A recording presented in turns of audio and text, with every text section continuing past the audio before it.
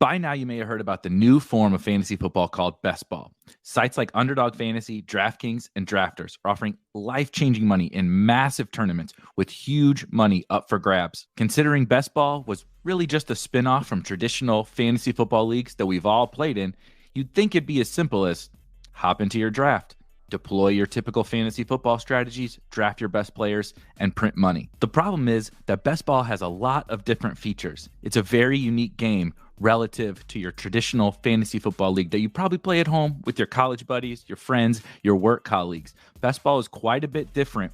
And here at Spike Week, we're going to walk you through all those differences and get you set up to crush your Best Ball drafts. The first subject we're going to cover here in this new series at Spike Week, How to Win at Best Ball, is segment we're calling Mastering the Rules. Before we get into those specifics about these rules, why do we care? Why do we care about these rules? You may be asking yourself, I'm just going to draft the best players. I'm going to build the best teams, and I'm going to win the money. The key thing to think about is that so many of our opponents are coming over from their traditional fantasy football leagues. And when you combine that with the fact that the rules of Best Ball are very, very different, the way that prizes are distributed, the way that we score points, the way that tournaments are constructed, how many teams are in tournaments, all sorts of factors are extremely different from our fantasy football leagues that we draft at home or with our buddies. So if we dive deep and we really master these rules and the differences in our fantasy football leagues and Best Ball leagues, that's where we can really get an edge when our opponents are maybe not diving so deep into those rules. Our opponents are just trying to draft the best players. So where can we get an edge? And it's in something like some of these unique features of Best Ball rules. There are really three key elements to rules for Best Ball. One is the format of the contest that you're playing in. For our sake, we're only going to be talking about Best Ball tournaments here. If you're drafting in a 12-team league, they have 5-team leagues and 3-team leagues in Best Ball. A lot of this will still be applicable to you, but we're really focused on some of the big, huge tournaments across Underdog, DraftKings, and Drafters with millions or thousands of dollars up for grabs. And within Best Ball, we do have a couple of different kinds of formats that we'll get to here today. The second element of Best Ball with the rules is scoring. Across all the different Best Ball sites, we have slightly different scoring, meaning how players are assigned points for the actions that they take during a football game. Then the final piece is rosters. Each site has their own little unique version of how many players you draft, how large your rosters are, and maybe what your starting lineup is. So first, let's get into the formats. This is probably the most important factor of Best Ball rules. Really, we have two main formats of Best Ball tournaments. First is what I would call a playoff format. The playoff format is probably what you're used to in your traditional fantasy football league, just on a little bit bigger scale. The gist of the playoff format is pretty simple. You draft within a 12-team league, you versus 11 other teams in a typical snake draft. First pick to 12th, and then all the way back down to the first pick again. From within that league, you need to advance to the playoffs, just like in your home fantasy football league. Once you make the playoffs, you need to continue to advance through multiple playoff rounds, reach the championship, and then in the championship is where you can take down the overall prize in that tournament. However, Best Ball is just a little bit different, especially in these tournaments. Most of these tournaments have thousands of teams, hundreds of thousands of teams, meaning there are thousands of different 12-team leagues being drafted into these tournaments. So instead of advancing out of the regular season and into the playoffs and playing against the same teams that were in your league like you would your home fantasy football league, you're advancing to the playoffs and you're playing against other teams from other leagues that also advance to the playoffs. Now, every tournament has its own little unique structure in terms of advancing to the playoffs, how many teams out of each league advance to the playoffs, and the advancements thereafter in the playoff weeks. But generally what is true across all Best Ball tournaments is we have 4 rounds. In the first round, that's our regular season round. That's where we compete against the 11 other teams in the league that we drafted in, and typically about 2 teams advance across most tournaments out of that into the playoffs. So 2 out of 12 teams generally advance out of that 12-team league that was drafted into the next round, into the playoffs. Then we move to round 2. This is the quarterfinals.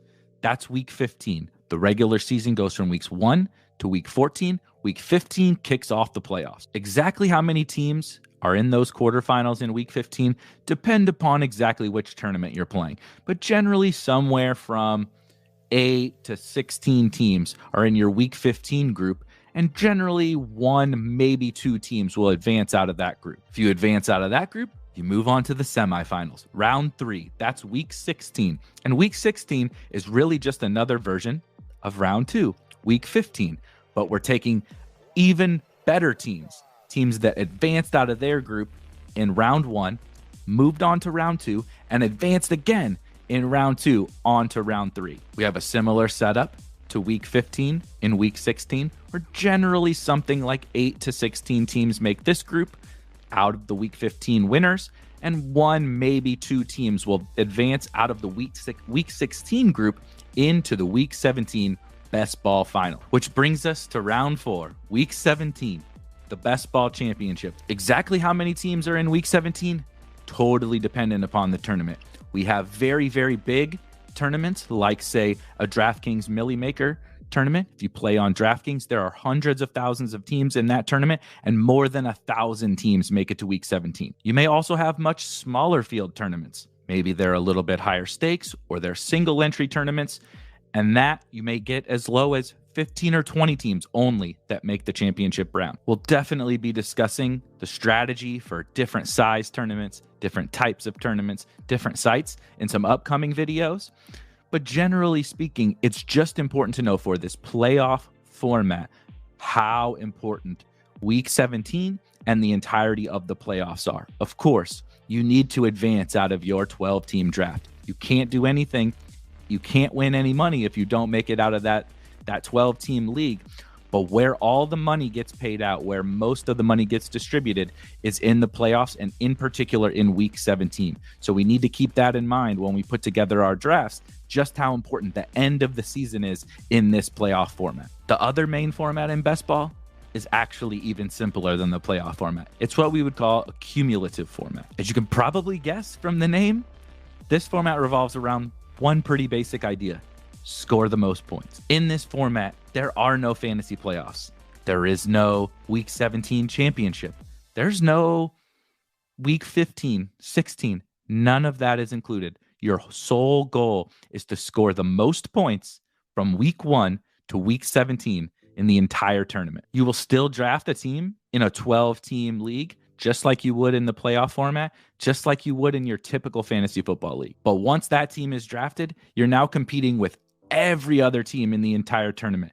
That original league is irrelevant now. You're just trying to score the most points against every single team in the tournament after the draft is over. Like I said before, we'll definitely be getting into the strategy around these different formats in future videos.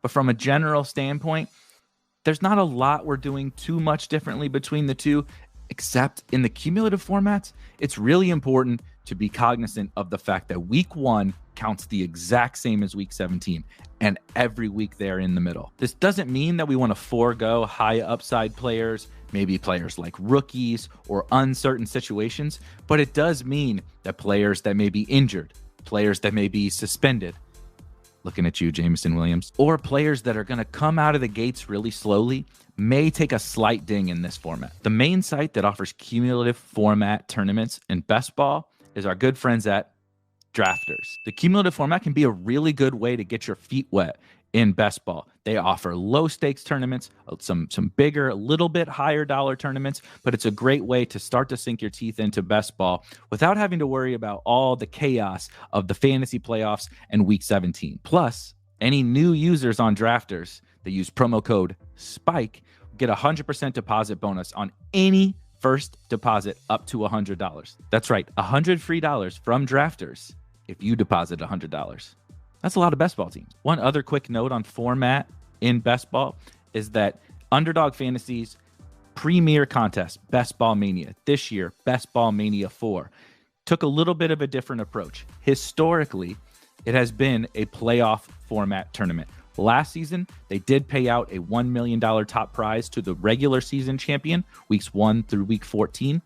This year, they expanded upon the regular season aspect. So Best Ball Mania 4 itself is just a little bit different than both of the formats. And it's actually one tournament of playoff and one tournament of cumulative, all wrapped into one. If you want to read about what that means for drafters and some strategy, go to spikeweek.com or check out the article link in the description. Next up on the rules list, scoring. You would think the scoring aspect of the game is probably the most straightforward and the least advantageous in terms of how we can gain an edge as best ball drafters. But it might be the most interesting. It's mostly implied in the name, but what best ball really means is that you draft a team of players and you get the best scores every single week assigned to your lineup from the website that you drafted them on without having to set a starting lineup.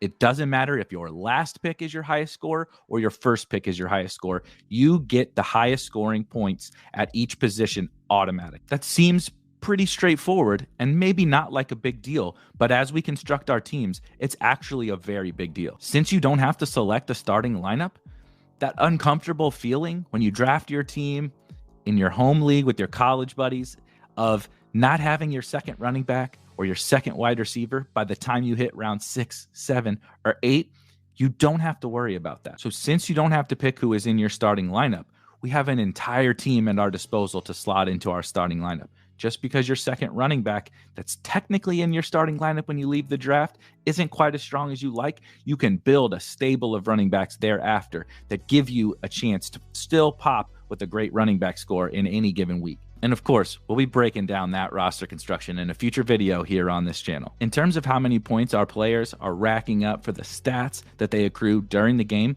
each site does it a little bit differently. But the biggest thing to take into account is one, Underdog Fantasy is half point PPR, meaning for every reception that a player records, he gets 0.5 points. On both DraftKings and Drafters, those are full point PPR sites, meaning for every reception the player gets on DraftKings or on Drafters, that's 1 full point. The other major difference on DraftKings, they have yardage bonuses. So for 300 passing yards, a player will receive 3 extra points. For 100 rushing yards, a player will receive 3 extra points. And also for 100 receiving yards, you guessed it, 3 more points. Clearly, the biggest difference here is that Underdog has half point PPR and the other two sites have full point PPR. Generally speaking, what this will mean is 2 things. One, yes, running backs probably get a little bit more value on Underdog. When receivers can't make up the ground from running backs by catching more passes, naturally, running backs are going to score a little bit more points relative to wide receivers on that site. That does not necessarily mean you need to draft running backs early and often. And that's because not just early running backs receive a boost, but all running backs receive a boost on Underdog. The other key element on Underdog is with just a general lower amount of points. Receptions are worth less. There are no bonuses. That means touchdowns play a bigger factor. They're just going to be less overall points scored, but touchdowns are worth the same on Underdog. So if touchdowns are making up more of the total points that our team scores, one, that means it's probably a little bit higher variance. We know that touchdowns can be a pretty high variance event. For instance, in 2021, the Patriots were a pretty high scoring offense, and Jacoby Myers led the team in targets. He actually had more than 50 more targets than the second highest targeted player on the Patriots.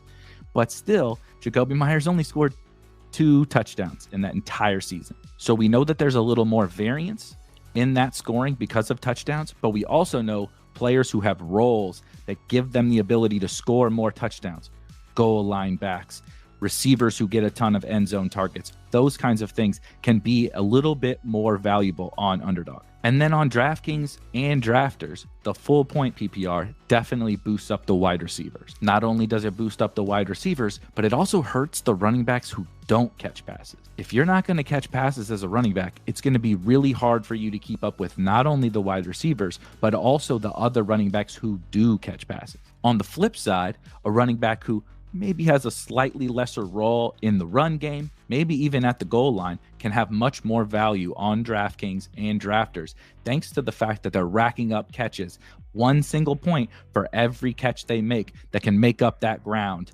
over the rushing first backs. And then the last thing about the rules to consider is our rosters. All 3 best ball sites have the same starting lineup from within your roster. On each site, your starting lineup will be 1 quarterback, 2 running backs, 3 wide receivers, 1 tight end, and 1 flex, with the flex being either a running back, wide receiver, or tight end. And of course, everyone else you draft, they go hit the pine. They're on the bench. But you do see 2 different draft sizes or roster sizes across our 3 best ball platforms. On Underdog, it's only an 18-round draft. On both DraftKings and Drafters, the draft is 20 rounds.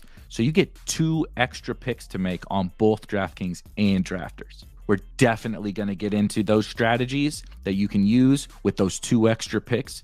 But generally speaking, it's really important to take into account the fact that you have 2 more picks, whether that's to use on a position that you're a little bit weaker, or to get funky and crazy off the board at the end of your drafts, or various other different strategies that, like I said, we will get into on an upcoming video. Hopefully that helped break down the specifics of the rules of best ball and maybe start to spur some ideas as to how you can use them to your advantage in drafts. Just remember 3 main things: the format, the scoring, and the rosters. If you master those 3 elements of the rules, you can really gain an edge over a lot of our opponents who are just diving in, hopping into drafts, and picking their favorite players. If you prefer a written version of this so you can nibble on it a little bit, we got a link to the article where I broke this all down on spikeweek.com in the description. And be on the lookout for part 2 of this series, How to Win at Best Ball, the Draft, where we'll get into all the specifics of how you can become a good drafter and how you can build really strong best ball teams by flexing that best ball drafting skill.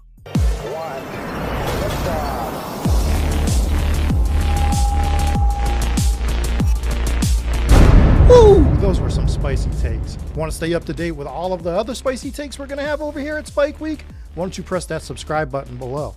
You turn notifications on, we draft a team, boom, you know about it. We have another spicy take, boom, you know about it. You can be there, you can draft with us. You want to stay up to date? That's how you do it. All right, we'll catch you later next time here at Spike Week.